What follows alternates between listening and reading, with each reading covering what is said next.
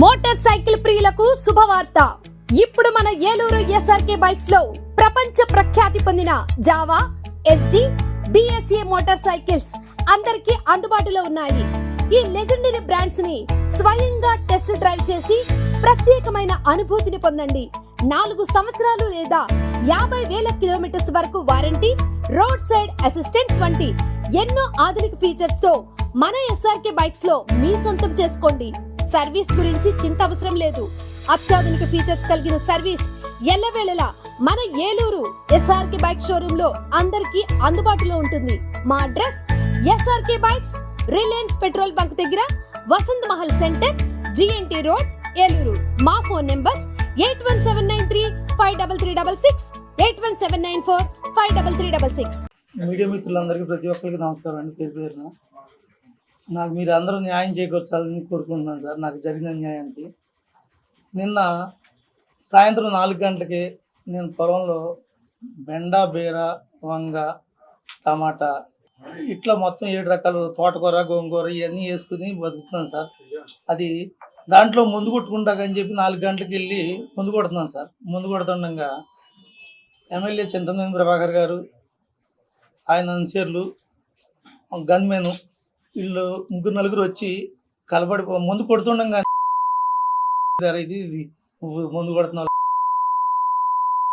వాళ్ళగా బూతులు చుడుతూ ముఖం మీద, నడుము మీద ఎడాపెడ అసలు. ఎందుకంటే ఊపిరి జలుపుకోవడం స్పేర్ కొడుతుండం కానీ స్పేర్తో ఉండడం కానీ ఎడాపెడ కొట్టేశారు సార్.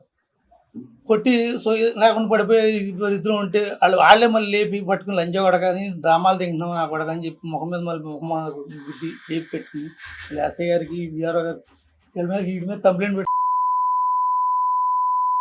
అని చెప్పి వలగరగా తిడతా ఉన్నాం సార్.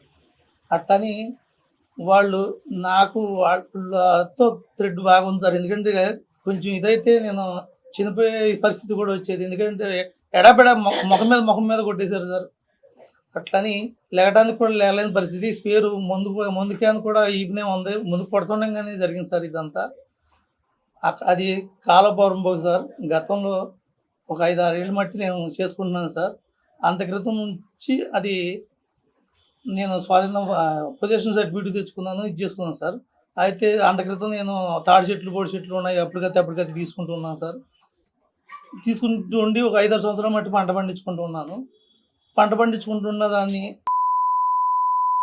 అని చెప్పి అసలు వల్గర్గా తిడుతూ ఎడపెడ కొట్టేసి మొహం అంతా వాసిపోయింది సార్. మొహం అంతా ఇది రాత్రి పోలీసు వారు కూడా చూసి చేసి ఇంజక్షన్ అవి చేయించారు. ఇది ఆర్ఎంబి డాక్టర్ గారిని పిలిపించి మొహం అంతా వాసిపోయింది సార్. నడుము మీద కూడా ఎగిరిగిరి తన్నారు, పడిపోయిందని కూడా ఎగిరిగిరి తన్నారు సార్. ఎమ్మెల్యే గారు గన్మేను, అతనితో ఉన్న అతను ఇంకొక ఎవరో రవి అన్న కూడా అంటండి. నా యందు దయ ఉంచి మీడియా మిత్రులందరూ, పోలీసు వారు నాకు సహకరించి నాకు న్యాయం చేకూరవలసిందిగా ఇచ్చేస్తున్నాను. అట్లని నా భార్య కూడా ఉండంగానే నా భార్యను తోసి కింద పడేసేసి ఆమె తప్పిపోయింది సార్.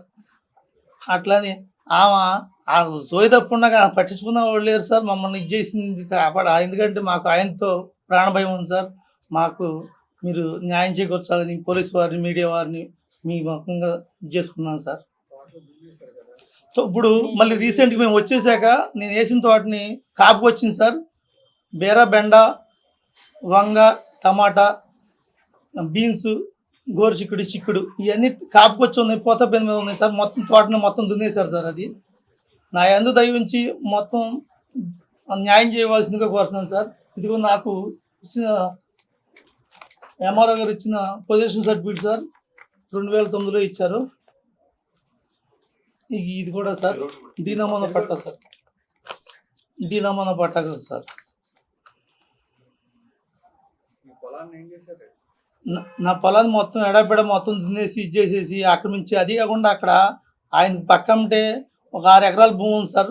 ఆ 6 ఎకరాల భూమి జతకి ఇది కూడా అటాచ్డ్లో ఉంటుంది. ఇది మొత్తం అదే కాలపౌరంబోకు ఇంకా 4-3 ఎకరాలు ఆయన కలుపుకున్నారు. అట్లని ఇప్పుడు దీన్ని కూడా కలిపేసుకుని ఇది చేసుకుంటే మొత్తం ఏకబిట్గా ఉందని నాకు ఇచ్చేసి నన్ను మోసం చేసి ఇది చేసుకుందామనే ఆలోచనతో నన్ను భయభ్రాంతులకు గురి చేస్తున్నారు. అది కాకుండా ఆయనతో నాకు ప్రాణ తెట్టు ఉంది సార్. నాకు ఏదన్నా జరిగితే ఆయన్నే ఇది తప్ప వేరే వాళ్ళు మా ఊరు వాళ్ళు ఒక్కళ్ళు కూడా పొందెత్తి మాట్లాడింది లేదు, ఇది చేసింది లేదు. అందరూ నాకు సహకారంతోనే ఉన్నారు. కానీ ఎవరు ఏ మాట ఆయన మాత్రం ఎందుకంటే నాకు భయంగా ఉంది సార్. ఎందుకంటే ఆయన అధికారంలో ఉన్న మనిషి. అట్లని ఎవరితో ఏది చేస్తారు. సర్పంచ్ గారేమో ఆమె భర్తనండి నేను. అట్లా మాకే ప్రాణం ఇంత ఇదిగా ఉంటే ఈ ఊళ్ళో మా గ్రామ ప్రజలకి ఇంకెంత ఇదిగా ఉంటుందో మీరే మా యందు న్యాయం చేయవలసిందిగా కోరుకుంటున్నాను సార్. కొట్టారు సార్. మొహం అయితే ఇక ఏం లేదండి. అసలు నోరు టిఫిన్ కూడా చేయలేదు సార్. రాత్రి కూడా ఇప్పుడు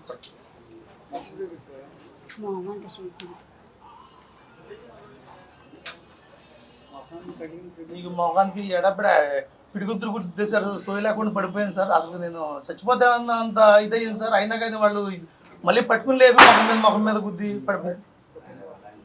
చింతలమేని ప్రభాకర్ గారు, ఆయన గన్మేను, ఇంకొక అతను రవి అన్న కురవాడు అండి. వాళ్ళ ముగ్గురు ఇంకొక అతను ఉన్నారు. ఆయన ఎవరో తెలియదు.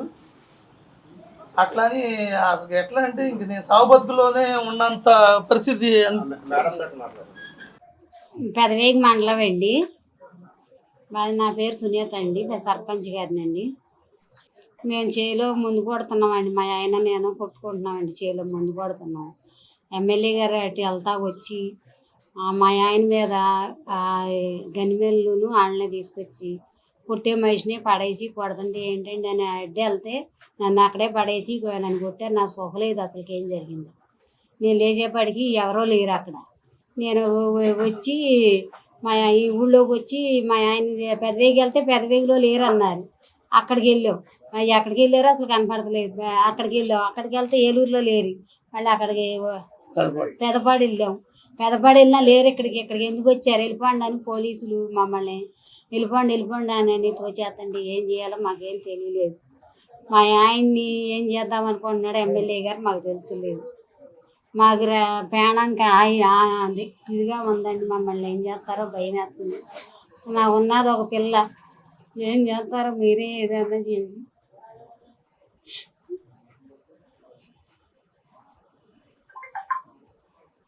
మాకు ప్రాణం ఆయన మటుకి ఆయన వల్ల మాకుంది. ఒక రకమైనటువంటి దౌర్జన్యకాండ పరంపర జరుగుతూ ఉంది. నిన్న మన పెదవేగి మండలం పెనకడమే గ్రామ సర్పంచ్ గారి భర్త అయినటువంటి మన శ్రీనివాసరావు పలగాన్ని దౌర్జన్యపూరితంగా స్థానిక శాసనసభ్యులు ఆయన యొక్క గన్మెన్ మరియు ఆయన అనుచరులు దౌర్జన్యం చేయటం చాలా గర్హనీయమైనటువంటి విషయం. ఎందుకనంటే గతంలో ఈ నియోజకవర్గంలో ఇట్లాంటి వాతావరణం ఎప్పుడూ లేదు.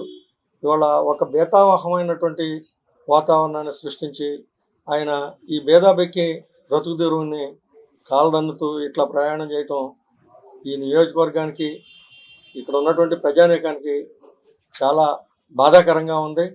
రెండవది, ఇరిగేషన్ పోరంబోకులో సర్పంచ్ గారు భర్త గత 7 సంవత్సరాల నుంచి సాగు చేసుకుంటూ ఉంటే ఈ మధ్యకాలంలో ఆ చుట్టుపక్కల భూములు ఖరీదు చేసినటువంటి స్థానిక శాసనసభ్యులు ఇది కూడా ఆక్యుపై చేద్దాము అనేటటువంటి దురుద్దేశంతో ఇతన్ని బలవంతంగా అక్కడి నుంచి వెళ్ళగొట్టే క్రమంలో చేసినటువంటి దౌర్జన్యం.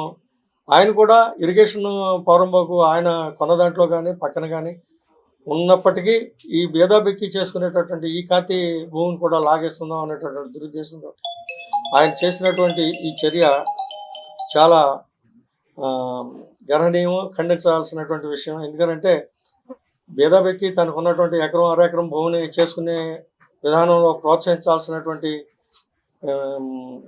స్థానిక శాసనసభ్యులు ఈ రకమైనటువంటి దౌర్జన్యం చేసి ఒక రకమైనటువంటి భేతావహమైనటువంటి వాతావరణం సృష్టించి గ్రామంలో ఎవరు బయటికి రాకుండా, ఎవరు అక్కడికి వచ్చి ఇదేంటి అనేటటువంటి పరిస్థితి లేకుండా అందరినీ భయభీతులను చేసి ఈ భార్యాభర్తలను ఇద్దరిని దౌర్జన్యం చేయటం చాలా దుర్మార్గమైనటువంటి విషయం.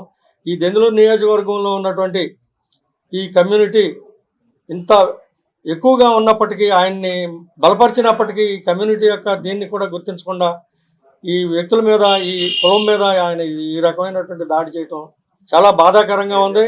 ఈ జాతి అంతా, గౌడ జాతి అంతా చాలా బాధగా ఉంది. ఎందుకంటే మొత్తం వేగవాడ దగ్గర నుంచి కూచింపూడి, పెదవేగి, లక్ష్మీపురం ఈ పెనుకడమి, కొప్పాక, సింగారం, ఈ గ్రామాలు అంకనగూడెం, భోగాపురం ఇట్లాంటి గ్రామాలన్నీ మేజర్ కమ్యూనిటీ గౌడాసు. ఇంతమంది గౌడాస్ ఉన్నప్పటికీ, ఇంతమంది గౌడాస్ కూడా ఆయనకే మద్దతు తెలిపినప్పటికీ ఒక పేదవాడి మీద, ఒక బడుగు బలహీన వర్గాలకు చెందినటువంటి వ్యక్తి మీద ఈ రకమైనటువంటి దౌర్జన్యం చేసి ఆయన ఏం సాధిద్దామని అనుకుంటున్నారు, ఇక్కడ ఏ రకమైనటువంటి సంస్కృతిని స్థాపిద్దామని అనుకుంటున్నారో అర్థం కావట్లా. దయచేసి ఈ రకమైనటువంటి భేదాభిక్కి మీద దౌర్జన్యం చేసేటటువంటి చర్యలు మానుకుని సుపరిపాలన అందించాలని కోరుకుంటున్నాం. ఎందుకంటే మీరు సుపరిపాలన పేరుతోటి ఇంటింటికి తిరుగుతున్నారు. ఇది సుపరిపాలన ఎట్లా అవుతుందో మీరు ఒకసారి ఆలోచించాల్సినటువంటి అవసరం ఉంది. రెండవది, ఈ నియోజకవర్గంలో మీరు ఈ 2024లో మీరు గెలిచిన తర్వాత సృష్టించేటటువంటి భేతావహమైనటువంటి వాతావరణం, కొత్త సంస్కృతి నాంది పలుకుతుంది. ఇది మన నియోజకవర్గానికి, ఇక్కడ ఉన్నటువంటి ప్రజలకి ఇది మంచిది కాదు. రాబోయే తరాలకి మీరు అందించేటటువంటి సందేశం ఏంటో కూడా అర్థం కావట్లేదు. దయచేసి మీరు శాంతియుత వాతావరణాన్ని నెలకొల్పాలని, ఇట్లాంటి భేదాభిక్కిని మీరు రెక్కల కింద పెట్టుకుని కాపాడాల్సినటువంటి శాసనసభ్యుడిగా ఎవరన్నా ఏదైనా దౌర్జన్యం చేస్తే దానికి పరిష్కారం చూపించాల్సిన వ్యక్తే దౌర్జన్యం చేస్తే ఇంకెవరికి చెప్పుకుంటారో అర్థం కావట్లా. డిపార్ట్మెంట్ కూడా ఇట్లాంటి చర్యల్ని ప్రాథమికంగానే ఖండించకపోతే ఇవి ఎక్కడికి వెళ్ళి ఆగుతాయో కూడా అర్థం కావట్లేదు. ప్రతి వ్యక్తి మీద కేసులు నమోదు చేసి రిమాండ్ చేసేటటువంటి వాతావరణం డిపార్ట్మెంట్ కూడా గౌరవప్రదం కాదు. వాళ్ళ గౌరవం క్షీణిస్తుంది. దయచేసి రాబోయే రోజుల్లో అయినా మీరు పునరాలోచించుకుని ఇట్లాంటి చర్యల్ని మీరు విరమించుకోవాలని, వీళ్ళ వెంటనే ఉండాల్సినటువంటి మీరు వీళ్ళ మీద మీరే దౌర్జన్యం చేస్తే ఇంకెవరితో చెప్తారు? ఎవరితో చెప్పుకోవడానికి ఈ నియోజకవర్గంలో అవకాశం ఉంది. కాబట్టి మీ చర్యలను మేము ఖండిస్తున్నాం. వీరరావు గారికి చేస్తూ ఏమన్నా ఆయన సంగతి మీకు తెలియదే ఉంది, అట్లని ఇదవ్వద్దు అని చెప్పంటే, ఏమన్నా ఏదో నేను బతుకుతున్నాను కూరగాయ పాదులు పెట్టుకుని అట్లని ఎవరికి నష్టం కలిగించలేదు కదా అని చెప్పి ఆయన రిక్వెస్ట్ చేస్తున్నాను. ఆయన రిక్వెస్ట్ చేస్తుంటే ఆ లంజా కొడుకు నువ్వేంట్రా బతులు ఆడతామని చెప్పి వీరరావు గారిని కూడా తిడుతూ, నా కొడుకు మీద కేసు కట్టి నువ్వు లంజా కొడక అని చెప్పి ఆయన కూడా తిడుతూ, మన ఆయన గన్మెన్ గారు ఉన్నారు కదా, ఆయన కూడా అరే నువ్వు వెళ్ళి మొత్తం వీటి మీద ఇమీడియట్గా కేసు కట్టించేయండి అని చెప్పి వీరరావు గారిని ఆయన్ని కూడా అక్కడ ఫోర్స్ చేసేటట్టు మాయాదరే జరిగింది సార్. అంటే ఇప్పుడు గవర్నమెంట్ అధికారిని కొట్టినట్టుగాను లేకపోతే తిట్టినట్టుగాను ఇది చేయమని చెప్పి మాయాదరే, ఎందుకంటే కేసు బలం వాళ్ళ బలం కోసం నన్ను కొట్టి నా చేలో నేను సాగు చేసుకున్న భూమిలో నేను ముందు కొట్టుకుంటుండగా కొట్టేవాడిని కొట్టి ఇప్పుడు మమ్మల్ని కేసులు వాళ్ళు మా మీద బలంగా పెట్టించి అని చెప్పి మాయాదరే చెప్పడం జరిగింది సార్. ఇది కొంచెం ఎందుకంటే పోలీసు వారికిను అట్లా మీడియా వారికి తెలియజేసుకున్నాను సార్, మాకు న్యాయం చేయండి సార్. అందరికీ నమస్కారం అండి. మీడియా సోదరులకి, ఇక్కడికి వచ్చిన కోటిన సహోదరులకి అందరికీ హృదయపూర్వక నమస్కారాలు. ఈరోజు పెండకనిమి గ్రామంలో సర్పంచ్ అయినటువంటి అలా భర్తని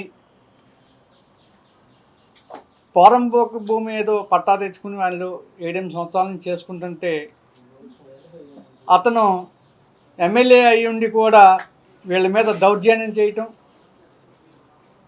గన్మెన్తో తీసుకొచ్చి కొట్టియటం, అతను కొడటం, ఈ ప్రజాస్వామ్యం ఎటు వెళ్ళిపోతుంది? రేపు ఈ రోజున ఇలా చేపిస్తున్నావు, మన కార్యకర్తలు కొట్టిస్తున్నావు, నీ భూములు లాక్కుంటున్నావు. రేపు ప్రభుత్వం మారితే నీ పరిస్థితి ఏంటో ఒకసారి ఆలోచించుకో. ప్రభుత్వం మారి ఈ ప్రజల్ని తన్నుకోమని చెప్పి ఈ విధంగా సృష్టిస్తున్నావా ఏందో అని నువ్వు ఒకసారి ఆలోచించుకుని నీ ముఖ్యమంత్రి వారు అలాగే పవన్ కళ్యాణ్ గారు ఈ దెందులూరు నియోజకవర్గం గురించి ఒకసారి ఆలోచించండి. ఏ నియోజకవర్గంలో కూడా ఇలాంటి దుర్మార్గమైన పాలన సాగట్లేదు.